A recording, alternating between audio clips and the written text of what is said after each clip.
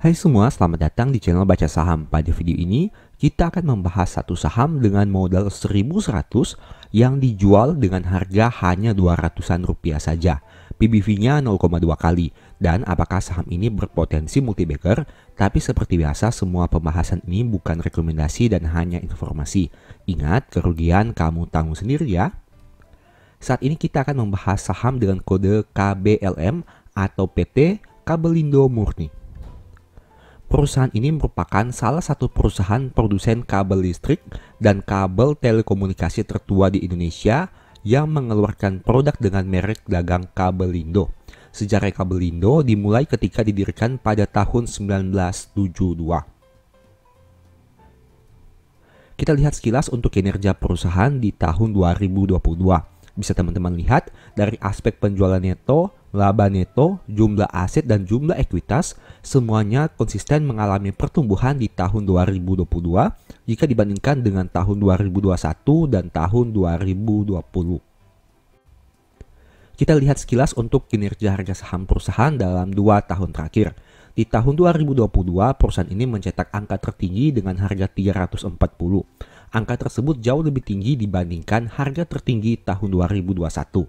Untuk harga terendahnya, di tahun 2022, harga terendah saham ini adalah 194 dan angka tersebut juga jauh lebih tinggi dibandingkan tahun 2021. Kesimpulannya, kinerja saham di tahun 2022 lebih baik dibandingkan tahun 2021. Kita lihat sekilas untuk probabilitas setiap bulannya. Teman-teman bisa lihat bahwa saham ini cenderung naik di bulan Juli dan di bulan Oktober dengan probabilitas 67%. Sebaliknya, pada bulan Mei dan Juni, saham ini cenderung mengalami penurunan dengan probabilitas kenaikan hanya 20-22% saja.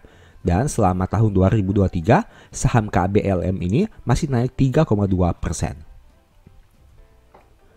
Kemudian kita akan bahas laporan keuangan per 31 Maret tahun 2023 yang disajikan dalam rupiah. Pertama dari total asetnya yang mencapai 1,52 triliun rupiah yang mengalami peningkatan dibandingkan tahun sebelumnya. Mayoritas berasal dari aset tetap sebanyak 1 triliun rupiah dan ada juga saldo persediaan sebanyak 223 miliar rupiah yang juga mengalami peningkatan. Sayangnya, saldo kas perusahaan hanya berjumlah 10 miliar saja. Kita lihat untuk rincian persediaan, mayoritas berasal dari saldo persediaan barang jadi sebanyak 177 miliar rupiah yang juga mengalami peningkatan dibandingkan tahun sebelumnya.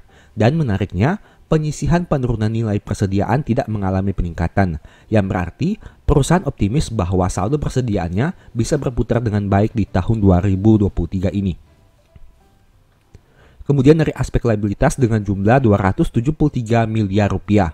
Dan jika kita bandingkan dengan saldo perusahaan sebanyak 10 miliar, berarti perusahaan ini butuh sumber dana yang lain apabila ingin melunasi seluruh hutangnya.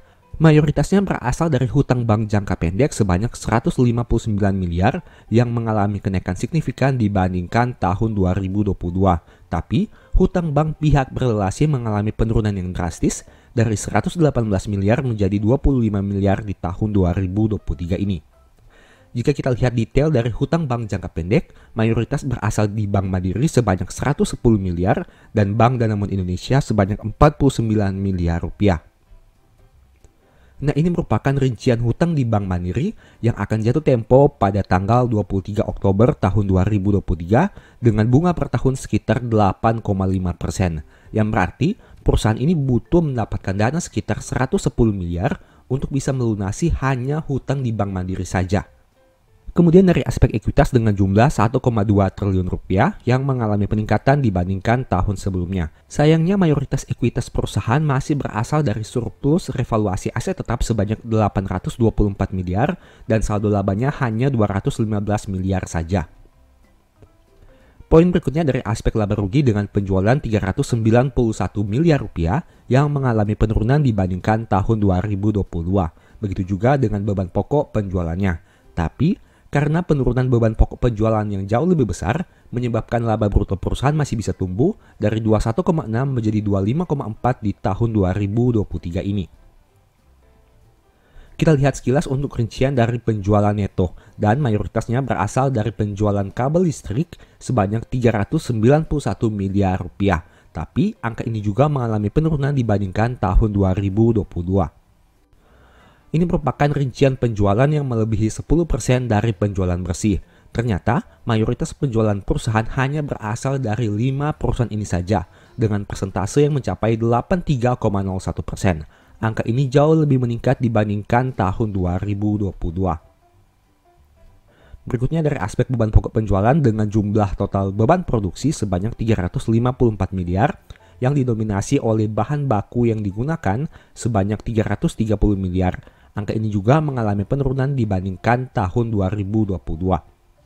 Kita lihat sekilas untuk rincian pembelian yang melebihi 10% dari total pendapatan dalam aspek beban pokok penjualan. Ternyata 84,25% berasal dari perusahaan PT Saprim Cable atau dengan kode saham SCCO. Dan hal ini bisa menjadi catatan khusus bagi teman-teman yang akan menganalisa saham ini.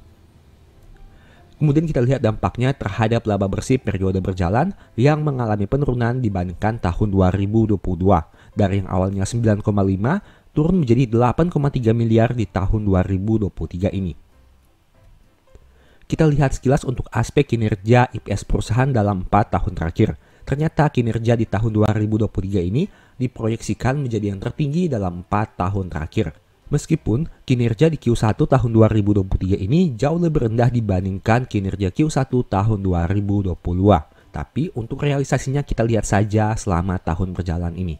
Untuk aspek dividen, saham ini cukup konsisten meskipun sempat absen membagi dividen di tahun 2022. PER-nya 8,5 dengan PBV 0,2 kali, yang berarti dengan modal 1.100 saham ini hanya dijual dengan harga Rp256 saja. NPM 2,1 dengan ROE 2,6%. Angka profitabilitas yang tidak memuaskan karena cenderung rendah, tapi mereka punya DER yang rendah dengan angka 21%. Tapi teman-teman harus ingat bahwa saldo kasnya sangat kecil jika dibandingkan dengan total hutang, apalagi total hutang jangka pendek yang akan jatuh tempo dalam waktu 1 tahun. Terkait kinerja harga saham dalam 5 tahun terakhir masih turun 14%, sempat di 406 tapi sempat juga di 184. Untuk historical PBV, rata-rata 3 tahun terakhir adalah 0,26 kali, sempat di atas 0,33 kali, tapi sempat juga turun hingga di bawah 0,19 kali. Kesimpulannya, harga pada saat video ini dibuat diperdagangkan di bawah rata-rata PBV 3 tahun terakhir. Ini merupakan kesimpulan dari saham KBLM ini. Saham dengan modal 1.100 yang dijual dengan harga 200-an rupiah dan punya PBV 0,2 kali. Poin pertama, penjualan perusahaan terfokus hanya kepada 5 perusahaan ini saja dengan total kontribusi yang mencapai 83%. Poin kedua, jumlah rasio DER-nya sangat rendah dengan angka 21%, tapi saldo kasnya sangat rendah jika dibandingkan dengan total hutangnya. Artinya, perusahaan butuh sumber dana yang lain untuk melunasi seluruh hutangnya, terutama hutang jangka pendek. Poin ketiga, harga pada saat video ini dibuat diperdagangkan di bawah rata-rata PBV 3 tahun terakhir. Dan poin keempat, laba perusahaan mengalami penurunan dibandingkan tahun 2022. Itu merupakan pembahasan singkat dari saham KBLM. Selalu ingat bahwa video ini bukan rekomendasi dan hanya edukasi. Segala risiko kerugian menjadi tanggung jawab kamu sendiri.